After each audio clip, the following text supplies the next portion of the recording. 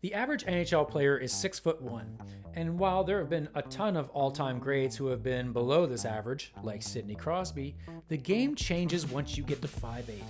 Less than 5% of the league is 5'8" or shorter, and to get to the big dance at that height, it means you're special.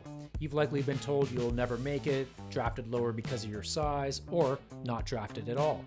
That chip on the shoulder turned these guys into Hall of Famers, MVP winners, 60-goal scorers, and Stanley Cup champions. These are the top 10 players 5'8" and under, and some of them might surprise you. As we go, tell me your favorite NHL short king, and subscribe for more hockey deep dives. Number 10, Mats Zuccarello. Now, I might catch a little flack for this one because he's only been a point-per-game player once in his career, but I think as we go through this list, you'll see he belongs, at least for the next 3 to 5 years. Here's why. He's been a consistent performer who, year in and year out, puts up solid numbers. He's played over 900 games, scored over 200 goals, closing in on 500 assists, and at 38, he isn't slowing down.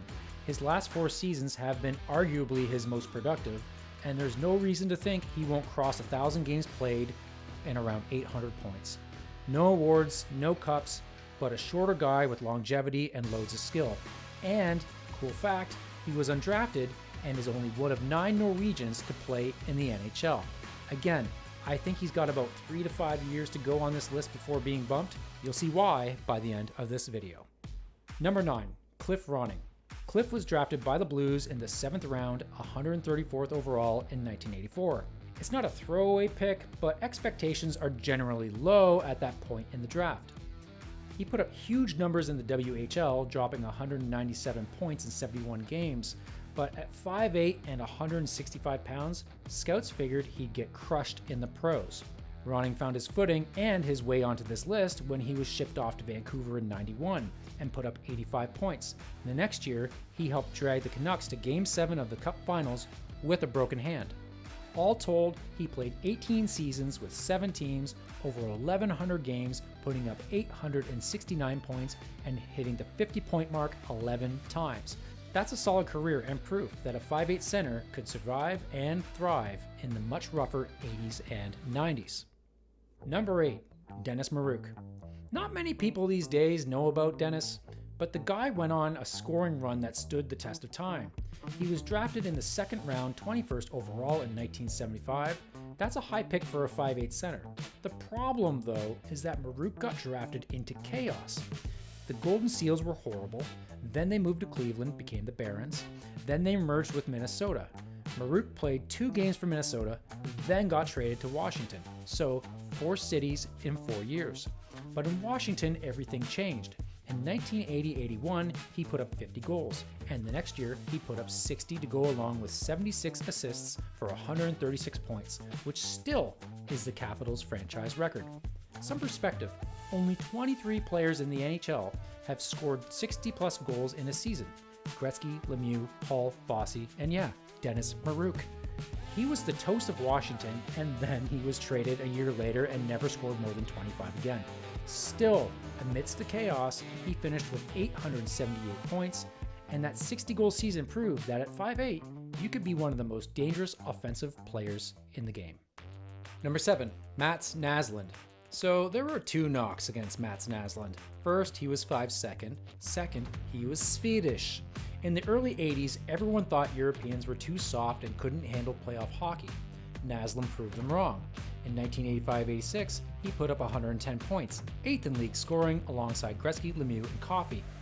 They called him the Little Viking because he was pure finesse, a smooth skater with incredible hands. And because he wasn't the type of guy to mix it up, he won the Lady Byng in 1988. All told, he scored 634 points in 651 games, won the Cup in '86 with the Habs, and was inducted into the IIHF Hall of Fame. It was a, excuse the pun, short but solid run with some hardware along the way. Number 6, Yvan Cournoyer. Cournoyer joined the Habs in 1963 and got a reputation early for his speed, earning the nickname the Roadrunner. When he got the puck, he was as good as gone. Defenders would line him up and he'd blow past them. By the time you realized he had it, he was shooting, and he had an incredible shot. All of this was more than enough compensation for his 5'7" frame and allowed him to become an instrumental part of one of the most dominant runs in sports history. He won, get this, 10 Stanley Cups, scored 428 goals, made 4 All-Star teams, and won the Conn Smythe in 1973, scoring 25 points in 17 games. And of course, he's a Hall of Famer, getting the call in 1982. He wasn't a point-per-game guy, but it's hard to deny his impact and championship pedigree. Number 5, Theo Fleury. Theo Fleury was drafted in the 8th round, 166th overall in 1987. The scouting report was a little bit nasty. Elite hands, incredible hockey sense, but at 5'6", he was way too small, will never play in the NHL. Fleury saw that and spent his entire career making everyone regret it. He made the Flames in '89, won the Cup, and in the 1990-91 season, he scored 51 goals, 53 assists for 104 points. But what made Fleury different was his fire. He went toe-to-toe with guys 60 pounds bigger. And then there's that legendary moment in '91 when he intercepted Messier's pass, wins Game 6 on a breakaway, then skates down the entire length of the ice, sliding on his knees and crashing into the boards in celebration. Don Cherry lost his mind, called it disrespectful, embarrassing hockey. But that was Fleury, and it's hard to deny the results. 1,088 points, 455 goals, over a point per game in the playoffs, Olympic gold in 2002. And when you know his backstory and the demons he fought, his career is nothing short of remarkable. Number 4, Henri Richard. Maurice "Rocket" Richard was a cultural icon, first to score 50 and 50, sparked a riot in 1955. When he retired in 1960, Quebec mourned, and Henri spent his entire career in that shadow. He joined Montreal in 1955 at age 19. At 5'7", 160 pounds, the knock on him was that he was just Maurice's little brother. And then he proceeded to win 11 Stanley Cups, an NHL record that will never be broken. And he wasn't just along for the ride. He captained the '73 championship team. He was the heart and soul of the greatest dynasty in hockey history. He was reliable, smart, and never took a shift off. All told, he scored 1,046 points, made 10 All-Star teams, and entered the Hall of Fame in 1979. Easily one of the most distinguished careers by an undersized player, which made selecting the top 3 very difficult. But here we go. Number 3, Ted Lindsay. Terrible Ted broke into Detroit in 1944 at a time when there were no helmets, no face shields, and no rules, just violence. And at 5'8", 160, he was one of the most feared players in hockey. The terrible part of his nickname refers to his playing style. Lindsay pioneered elbows up skating, stick high, elbows out. If you got in his way, you were eating lumber. He amassed over 1,800 penalty minutes in his career. Opponents were legitimately afraid of him. Now, he got hurt a lot. He had so many stitches, his teammates said his face looked like a road map, but he was usually the guy doing the damage. He played on Detroit's production line with Gordie Howe and held his own with one of the greatest ever. All told, he won 4 cups, won the Art Ross in 1950, scored 851 points. And what sometimes gets lost is his impact off the ice. In 1957, he organized the first NHL Players Association. Owners hated him, and Detroit traded him to Chicago as punishment. But his work led to the NHLPA that protects every player today. He fought for pensions, fair treatment, while being blackballed. Named to the Hall of Fame in 1966, he's perhaps one of the most complete and fiercest players on and off the ice. Now for a few honorable mentions. Brian Gionta. At 5'7", he had a distinguished career, scoring 48 goals for the Devils in one season, which still stands as the franchise record, playing over 1,000 games in his career, winning a cup, and captaining the Montreal Canadiens. Only thing keeping him off this list is points total. 595 points in 1,026 games, but still a fantastic career. Alex DeBrincat.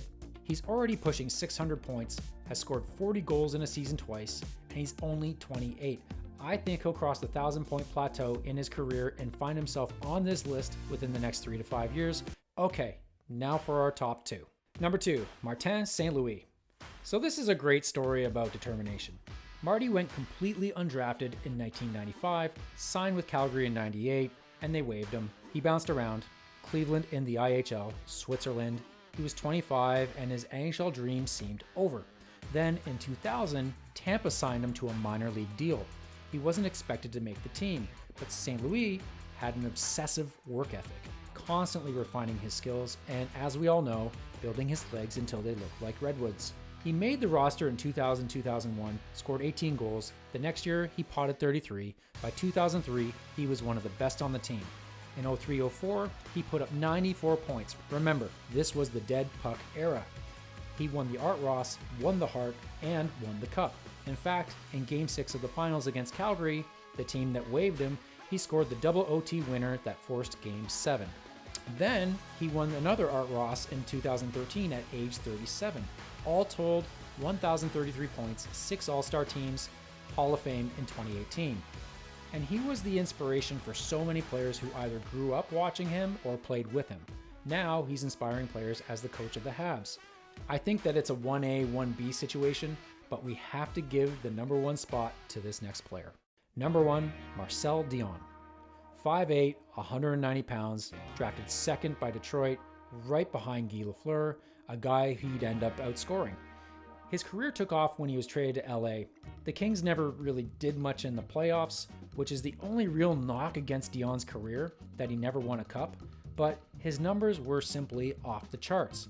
18 seasons, 731 goals, 1,040 assists, 771 points, 6 all-time in points, 6 all-time in goals, and on a points per game measurement, the only player more productive than him in the top 6 all-time is Gretzky. I mean, that's pretty impressive.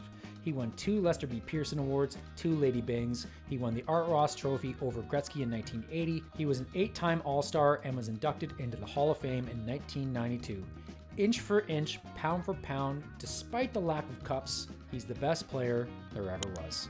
Any players I missed? Let me know in the comments. Thanks for watching.